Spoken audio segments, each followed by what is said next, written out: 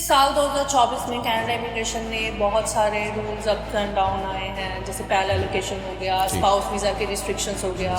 Health care की ही जो prediction है इनके यहाँ जॉब्स की जो अभी शॉर्टफॉल होने वाली है 2030 तक अराउंड मेरे ख्याल से 1 या 2 लाख की तो वहाँ शॉर्टफॉल है सिर्फ ओंटारियो में। तो बैचलर अगेन कभी आपको घाटे मिलने का सौदा नहीं है। अगेन आपको ज़रा ज़्यादा टाइम मिल जाता है, आपको कोर्स में स्पेशलाइज करने के मौका मिल जाता है। और कनाडा बहुत फ्लेक्सिबल है, इंडिया की तरह नहीं कि आपको 3 साल में 4 साल में ही करना है। आपको अगर आप चाहें तो कुछ हमारे पास प्रोग्राम्स है जो आपको बता सकते हैं TIG के काउंसलर्स कि आप 3 साल या 4 से 3.5 साल में भी आप कंप्लीट कर सकते हैं।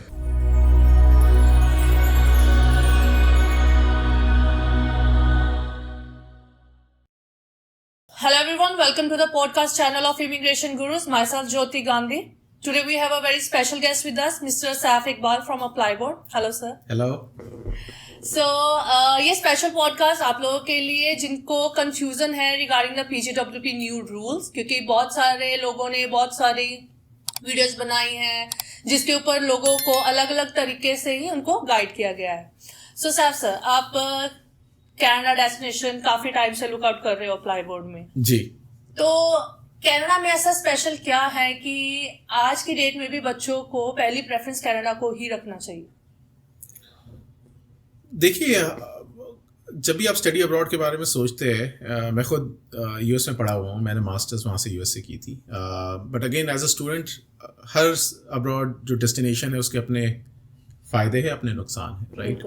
आपके कई पैमाने होते हैं कि कितनी अफोर्डेबल है वो, क्या मैं कोर्स ले रहा हूँ, क्या मैं प्रोग्राम ले रहा हूँ, क्या मेरा वर्क अपॉर्चुनिटी है, क्या मेरे स्टे बैक अपॉर्चुनिटीज़ है, इधर मेरा रेसिडेंसी या इवन सिटीजनशिप का क्या पाथ है।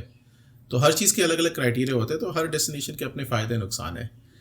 बट अगर आप कनाडा को ओवरऑल तरीके से आप देखें, जो कॉम्बिनेशन है कनाडा का, good quality education, path still a path to residency, path to again staying back for a citizenship, work culture, overall environment, overall opportunities, future growth, उस मामले में कनाडा अभी भी सबसे ऊपर ही है। तो ओवरऑल आप देखें, हाँ ऊपर नीचे हर कुछ ना कुछ तरीके में पैमाने में चीज़ें होती है, बट अगर आप सब चीज़ें मिला के बात करें तो Canada continues to be the most preferred destination for Indian students. बिल्कुल सर, इस साल 2024 में कनाडा इमिग्रेशन ने बहुत सारे रूल्स अप एंड डाउन आए हैं, जैसे पहला एलोकेशन हो गया, स्पाउस वीज़ा के रिस्ट्रिक्शंस हो गया, अभी न्यू रूल्स आ गए हैं फॉर अ PGWP, जिसमें बच्चों को ये कंफ्यूजन है कि शायद जो बच्चा डिप्लोमा कोर्सेज के लिए जाएगा उनको आफ्टर स्टडी वर्क परमिट्स नहीं मिले जी। तो उसके लिए थोड़ा सा क्लैरिटी दे दो। बिल्कुल, अगेन मैं IRCC नहीं हूँ तो मैं इमिग्रेशन रूल्स पे नहीं कमेंट कर सकता, बट मैं एक अपनी एक्सपर्टीज़ के हिसाब से बता सकता हूँ कि क्या हो रहा है। तो अभी भी आप देखें जो IRCC के लेटेस्ट रूल्स आए, उन्होंने तकरीबन 1000 प्रोग्राम के कोड्स निकाले हैं जहाँ पे PGWP मिलेगा जी। अभी हम उस पर स्टडी कर रहे हैं, बट हम बता सकते हैं कि आज के दिन पे PGWP डिप्लोमा कोर्सेज पे या कॉलेजेस के कोर्सेज पे क्या मना कर रखा है कनाडा ने, कि जैसे बिजनेस प्रोग्राम्स हमारे बड़े पॉपुलर होते थे, international business, general business management, कुछ ऑफिस एडमिन वाले कोर्सेज होते थे। तो इन कोर्सेज पे आप अभी भी कर सकते हैं, बट इन पे PGWP कैनेडियन गवर्नमेंट ने मना कर दिया है। फिर भी अगर आप देखें आज के दिन पे क्या डिमांड है मार्केट की कनाडा में, तो गवर्नमेंट का जो तवज्जो है उन चीज़ों पे है कि आप उनको वो वाले स्टूडेंट्स चाहिए जिनका स्किल सेट पर मैच करे, जिनसे बच्चों को फिर बाद में परेशानी ना हो जॉब्स के लिए, या फिर एक पाथ टू परमानेंट रेसिडेंसी।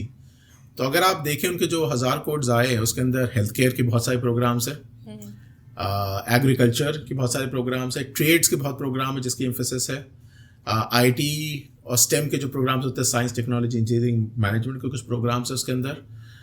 तो अभी भी काफ़ी ऑप्शंस है स्टूडेंट्स के लिए, बट हाँ जो पहले था कि भाई मैं जैसे एक जनरल आर्ट्स एंड साइंस का प्रोग्राम कर लूँ एंड फिर मैं बाद में जाके कोई और कोर्स कर लूँ, तो वो आज के दिन पे ऑप्शन नहीं है जी। But at the same time काफ़ी हमारे जो इंजीनियरिंग के बैकग्राउंड के है या साइंस के बैकग्राउंड के है या इवन आर्ट्स के कुछ बैकग्राउंड के है जो देखना चाह रहे हैं कि हम कुछ प्रोग्राम्स करें, बट जो ज़रा मोर स्पेशलाइज्ड है उनके लिए ऑप्शन अभी भी है, बट वो हमें अपना ज़रा माइंडसेट या फिर मानसिकता चेंज करके देखना चाहिए। और इस स्टूडेंट्स के एंड में फ़ायदे के लिए है, क्योंकि अगर हर स्टूडेंट एक ही टाइप का कोर्स कर रहा है, वहाँ पे बाद में उसकी जॉब नहीं लग रही है, तो स्टूडेंट का भी फायदा नहीं है ना कनाडा का फायदा है। बट So इस that means कि कनाडा इमिग्रेशन ये चाहती है कि अगर कोई बच्चा यहाँ पे आ रहा है, जो पीछे ये चीजें हुई थी कि यहाँ पे जॉब्स नहीं है, अकोमोडेशंस नहीं है, तो फर्दर में वो बच्चा जो इस टाइम के ऊपर स्टडी लेके आए, जो भी अपना कोर्स सेलेक्ट करके आए, उसमें बच्चे का फ्यूचर आउटकम स्ट्रांग होना चाहिए। बिल्कुल, अगर आप देखें वहाँ पे हेल्थ केयर की ही जो प्रेडिक्शन है, इनके यहाँ जॉब्स की जो अभी शॉर्टफॉल होने वाली है 2030 तक, अराउंड मेरे ख्याल से 1 या 2 लाख की तो वहाँ शॉर्टफॉल है सिर्फ ओंटारियो में।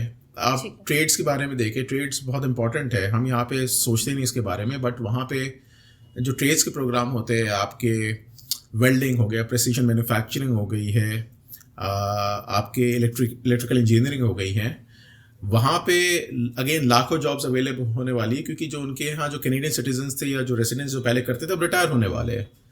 तो ये 2 स्पेसिफिक चीज़ मैं आपको बता सकता हूँ जहाँ पे बहुत आने वाले टाइम में जॉब्स भी होंगी, अपॉर्चुनिटीज़ भी होंगी, अच्छी सैलरीज भी होंगी। अगेन जो स्टूडेंट करना चाहे बिल्कुल कर सकता है और करना भी चाहिए। सो दैट मीन्स कि जो लोगों के माइंडसेट में ये चीज़ें हैं कि कनाडा में फ्यूचर सिक्योर नहीं है क्योंकि जॉब अपॉर्चुनिटीज़ नहीं है, वजह सिर्फ और सिर्फ ये है कि आपका अगर कोर्स सिलेक्शन अच्छा है, आप स्टैम्प के स्टूडेंट हो या आप अदर फील्ड में जा रहे हो जिसमें जॉब अपॉर्चुनिटीज़ अच्छी है, तो आप अपना फ्यूचर आउटकम काफ़ी अच्छा देख सकते हो। बिल्कुल कर सकते हो, और इस टाइम पे तो इससे अच्छा टाइम है नहीं मुझे लगता कनाडा जाने का, क्योंकि एक तो आपका ज़रा सा जो आपका कॉम्पिटिशन था आपके बाकी स्टूडेंट से ज़रा सा कम हो गया है। हर स्टूडेंट इतना स्मार्ट नहीं होगा कि मैं बहुत ट्रेड स्पेसिफिक या करियर स्पेसिफिक कोर्स करूं। पहले बाय डिफ़ॉल्ट काफ़ी लोग कोर्स ले लेते थे, ठीक है भाई बाद में जाके देखेंगे या दूसरा कोर्स ले लेंगे। अब तो काफ़ी वो वाले जो स्टूडेंट्स अब अवेलेबल नहीं है, उनको जाना नहीं वहाँ पे, कोई बात नहीं। बट अगर आप आज के दिन में एक स्मार्ट स्टूडेंट हो और आप आके द इमिग्रेशन गुरु जैसे अच्छी कंपनी से आप काउंसलिंग लें, तो आपको बता सकते हैं कि आपके लिए अपॉर्चुनिटी क्या है, आप एलिजिबल कहाँ हैं और आपके लिए अच्छा फ्यूचर का है। एंड अगेन ऐसा नहीं कि there is a guarantee for anything, but again अगर आप सही तरीके से जाए और सही कोर्स करें तो आपके चांसेस कहीं ज़्यादा हो जाते हैं। बिल्कुल। अब अगर मान लो कोई बच्चे के लिए ये आ जाता है, ठीक है, अगर मैं बैचलर डिग्री के लिए जा रहे हैं तो उसमें हमारी फीस काफ़ी ज़्यादा है, जहाँ पे हमारा जो डिप्लोमा कोर्सेज है वो समवेयर अराउंड 36,000 कैड में ख़त्म हो जाते थे। अगर बैचलर्स डिग्री के लिए जाएंगे तो वो 60,000 या उससे भी ऊपर की एक्सपेंसिव चली जाएगी, ठीक है ना। तो वो बच्चों के लिए फाइनेंस से रिलेटेड काफ़ी ज़्यादा इशू आ जाता है कि हम अपनी स्टडी को मैनेज कैसे करेंगे, अपना एक्सपेंस कैसे बियर करेंगे। बिल्कुल सही बात है। अगेन आप अगर देखिए, इसके मैं आपको पहले आंसर देता हूँ कि बैचलर क्यों करना चाहिए। पहली बात तो अगेन डिप्लोमा कोर्सेज भी बहुत अच्छे हैं, लेकिन आप देखेंगे बैचलर के, अगेन मैं इमिग्रेशन एक्सपर्ट नहीं हूँ ना मैं आरसीसी हूँ, बट मेरे ख्याल से बैचलर के इमिग्रेशन पॉइंट्स ज़्यादा होते हैं, अगर मैं गलत नहीं हूँ तो, बट आप चेक कर लेंगे। दूसरी बात है कि अगर लॉन्ग टर्म आप करियर देखेंगे, डिप्लोमा अच्छा है, लेकिन काफ़ी जो कैनेडियन सिटीजन्स भी होते हैं वो डिप्लोमा करते हैं, कुछ ट्रेड सीखते हैं, फिर ज़रूरत होती है बैचलर के लिए चले जाते हैं। तो बैचलर अगेन कभी आपको घाटे में का सौदा नहीं है। अगेन आपको ज़रा ज़्यादा टाइम मिल जाता है, आपको कोर्स में स्पेशलाइज करने के मौका मिल जाता है, और कनाडा बहुत फ्लेक्सिबल है, इंडिया की तरह नहीं कि आपको 3 साल में 4 साल में ही करना है आपको। अगर आप चाहें तो कुछ हमारे पास प्रोग्राम्स है जो आपको बता सकते हैं TIG के काउंसलर्स कि आप 3 साल या उससे 3.5 साल में भी आप कंप्लीट कर सकते हैं। तो ये फ़ायदा है पहला। दूसरा फ़ायदा ये है कि आज के दिन पे अगेन अवेयरनेस कम है हमारे यहाँ, बट अगेन काफ़ी लोन्स अवेलेबल है स्टूडेंट्स के लिए। अगेन आप इमिग्रेशन गुरु से बात करें एंड जब आप काउंसलिंग के लिए आए, अगेन हम आपको पहले ही बता सकते हैं कि कहाँ पे लोन के ऑप्शंस अवेलेबल है, हाई लेवल उनके क्या टर्म्स है, क्या उनके मॉरेटोरियम है। तो आज के दिन पे अफोर्डेबल है स्टडी अब्रॉड, चाहे आप खुद फंड करें या चाहे आप लोन्स के थ्रू करें। तो अगेन डिप्लोमा करें या बैचलर करें, दोनों के अपने फ़ायदे हैं। आप पूरा सोचें समझें और उसके बाद डिसीजन लें। बिल्कुल। अगर आप स्टडी अब्रॉड के लिए और जैसे कि कनाडा जैसी कंट्री के लिए अगर कोई भी प्लान कर रहा है, फाइनेंशियल्स की दिक्कत है या बच्चों का माइंडसेट ये है कि बिजनेस के कोर्सेज में जाना है या हमें कलनरी हॉस्पिटैलिटी के कोर्सेज के लिए चले जाओ, आज का टाइम वो वाला नहीं है। आज का स्मार्ट ट्रेंड है, आप स्टेम कोर्सेज की तरफ इन्वेस्ट करो, बैचलर्स डिग्री के लिए जाओ, एग्रीकल्चर के courses, there are so many courses जो कनाडा इमिग्रेशन ने बोला है कि यहाँ पर वर्क शॉर्टेज है या आने वाले टाइम में वर्क शॉर्टेज हो सकती है।